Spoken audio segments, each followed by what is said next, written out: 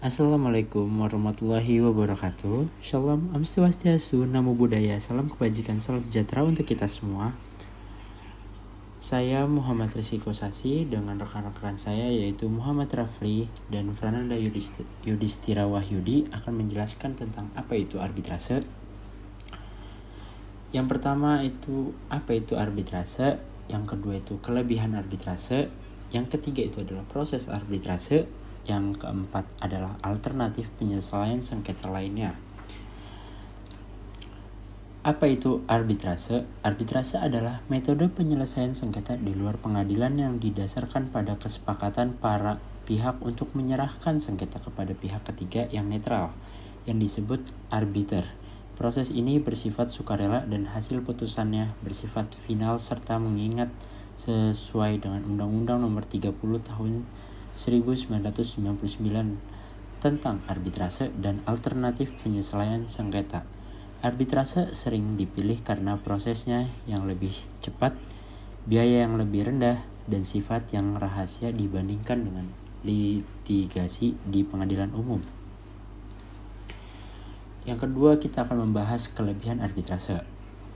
Yang pertama itu adalah kerahasiaan confidentiality. Proses arbitrase dilakukan secara tertutup, menjaga kerahasiaan sengketa para pihak.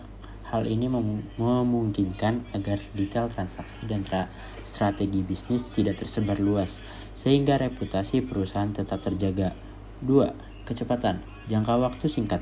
Proses arbitrase relatif cepat dibandingkan dengan litigasi di pengadilan. Jika tidak ada jangka waktu yang ditentukan, majelis arbitrase akan menentukan waktu berdasarkan peraturan yang berlaku. 3. Biaya murah, efisiensi biaya. Biaya yang dikeluarkan dalam proses arbitrase cenderung lebih rendah karena tidak ada biaya administratif yang kompleks seperti di pengadilan. Fleksibilitas hukum. Pilihan hukum, para pihak dapat memilih hukum mana yang akan diberlakukan dalam proses, memungkinkan adaptasi yang lebih baik dengan konteks bisnis yang spesifik. 5. Pilih arbiter sendiri. Ahli bidang para pihak dapat memilih arbiter sendiri sehingga kualitas putusan yang dihasilkan lebih terjamin karena arbiter dipilih keahlian berdasarkan pengetahuannya dan dalam bidang yang relevan. 6. Win-win solution. Solusi bersama. Majelis arbitrase berusaha menciptakan solusi yang fair dan acceptable bagi semua pihak yang bersangkutan, meningkatkan potensi penyelesaian yang aman dan stabil. 7. Final dan binding. Tidak naik banding. Putusan arbitrase bersifat final dan mengikat sehingga tidak ada upaya hukum bagi banding atau kasasi yang bisa dilakukan. Hal ini mempercepat implementasi keputusan. Selanjutnya akan dilanjutkan oleh teman saya. Baik, selanjutnya terdapat proses arbitrase. Proses arbitrase terdiri dari beberapa tahapan yang harus diikuti oleh para pihak yang bersengketa. Berikut terdapat langkah-langkah umum dalam proses arbitrase. Yang pertama, kesepakatan arbitrase. Para pihak harus membuat perjanjian tertulis yang menyatakan kesepakatan untuk menyelesaikan sengketa melalui arbitrase. Yang kedua, pendaftaran. Pihak yang ingin memulai proses arbitrase atau pemohon mengajukan permohonan pendaftaran kepada sekretariat lembaga arbitrase yang dipilih, seperti Badan Arbitrase Nasional Indonesia atau BANI. Yang ketiga, permohonan arbitrase. Pemohon mencantumkan informasi penting dalam permohonan, termasuk nama dan alamat pihak-pihak, fakta dan dasar hukum sengketa, serta rincian tuntutan dan nilai gugatan. Selanjutnya, yang keempat, dokumen pendukung. Pemohon melampirkan salinan perjanjian arbitrase dan dokumen terkait lainnya yang relevan dengan sengketa. Yang kelima, penunjukan arbiter.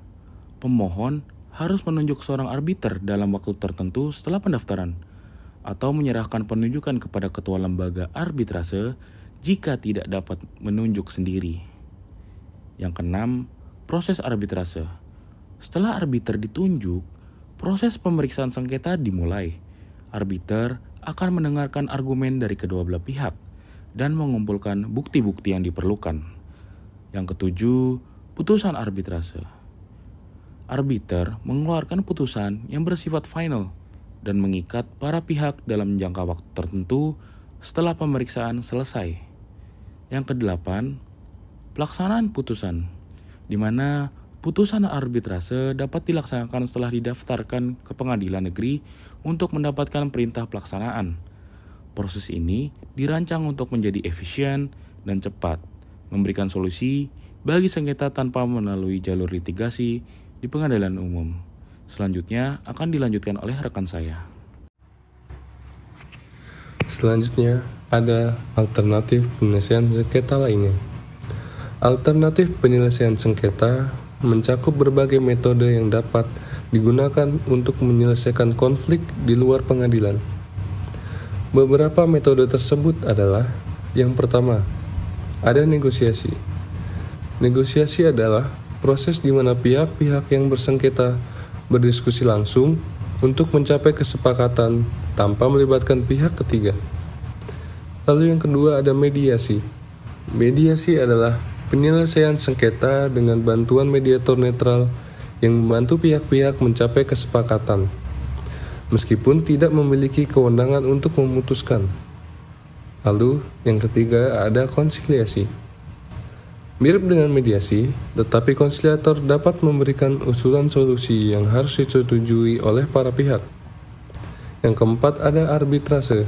Arbitrase adalah proses di mana sengketa diselesaikan oleh arbiter yang dipilih oleh para pihak dan putusannya bersifat final dan mengikat. Lalu ada konsultasi.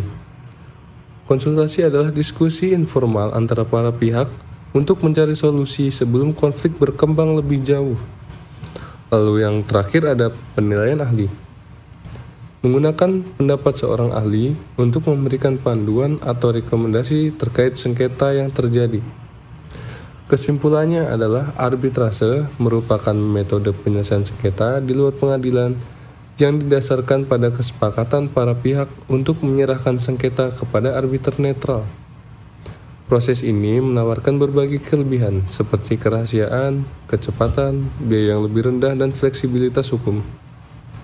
Proses arbitrase meliputi beberapa tahapan, mulai dari kesepakatan arbitrase hingga pelaksanaan putusan. Selain arbitrase, terdapat alternatif penyelesaian sengketa lainnya seperti negosiasi, mediasi, konsiliasi, konsultasi, dan penilaian ahli. Pemilihan metode penyelesaian sengketa yang tepat sangat penting untuk mencapai hasil yang adil dan memuaskan bagi semua pihak yang terlibat. Sekian presentasi dari kelompok kami. Wassalamualaikum warahmatullahi wabarakatuh.